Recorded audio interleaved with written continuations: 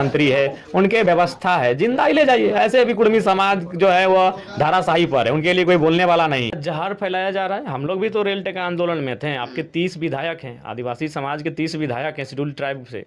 कितने लोगों को हमने पार्टिकुलर नाम लेकर गाली दिया है।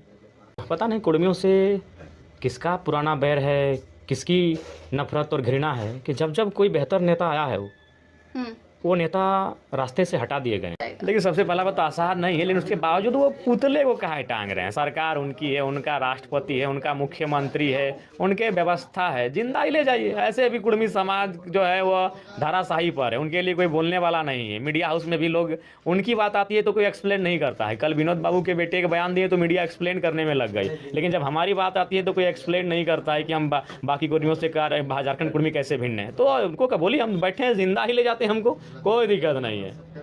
आ जाते हैं, हमें लोग को उठा के ले जाते हैं, टांगिए ले जाइए, चलिए चलते हैं, अपना विरोध प्रदर्शन कर ले, तीर वाला ले जाइए।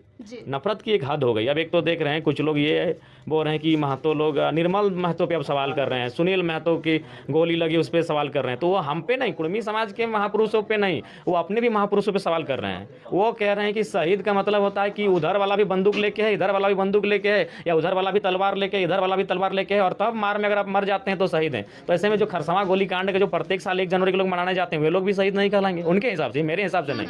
भगवान बिरसा मुंडा भी तब शहीद नहीं कहलाएंगे उनके हिसाब से। जो हंसदा जी बयान दे रहे हैं कि शहीद का मतलब है कि गोली आप भी मार रहे हैं, वो भी मार रहे हैं, और आप मर जाएं तो शहीद। तो भगवान बिरसा मुंडा भी जेल में यातना के बाद एक हैजा नामक बीमारी से मरे थे।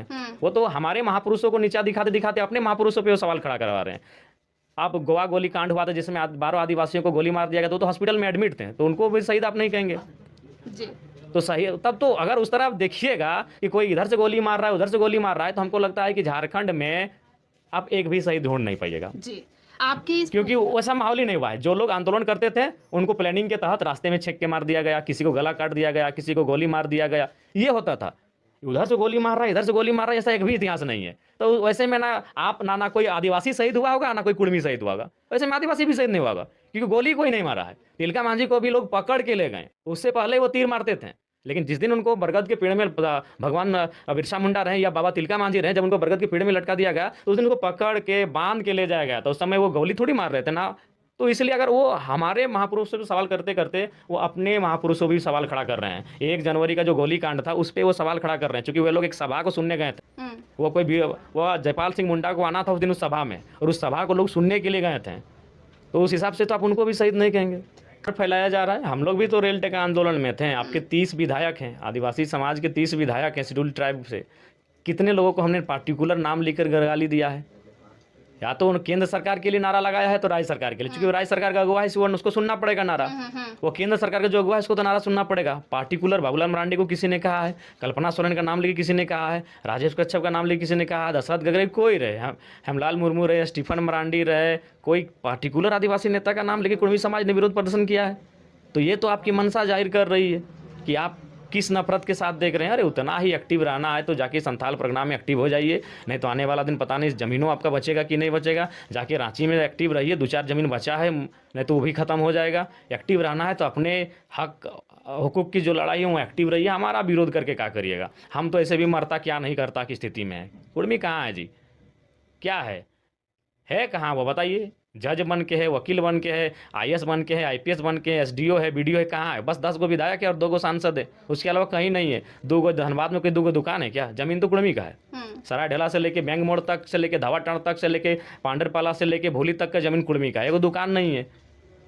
बोकारो में चंद्रपुरा से लेके बेरमो से लेके सीटीपीएस से लेके बीटीपीएस का जमीन कुर्मी का है, एगो ढंग का दुकान नहीं है। कुर्मी है कहाँ जी।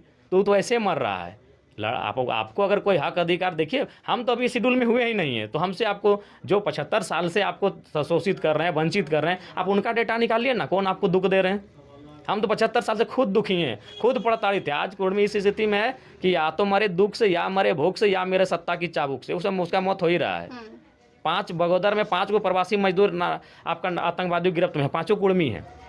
मेरे विधायक बनने के बाद मैंने डेटा निकाला है, 50 प्रवासी मजदूरों का मौत हुआ है विदेश में, उनमें लगभग 45 को कुर्मी है। अभी एगो हाल ही फिलहाल जो जीवन कल ही आया हुआ है, कुवैत दुबई में मरा है, वो भी कुर्मी है। कुर्मी ऐसे मर रहा है। हम लोग तो ऐसे मैंने राज देने के बाद भी हम मारे जा रहे हैं।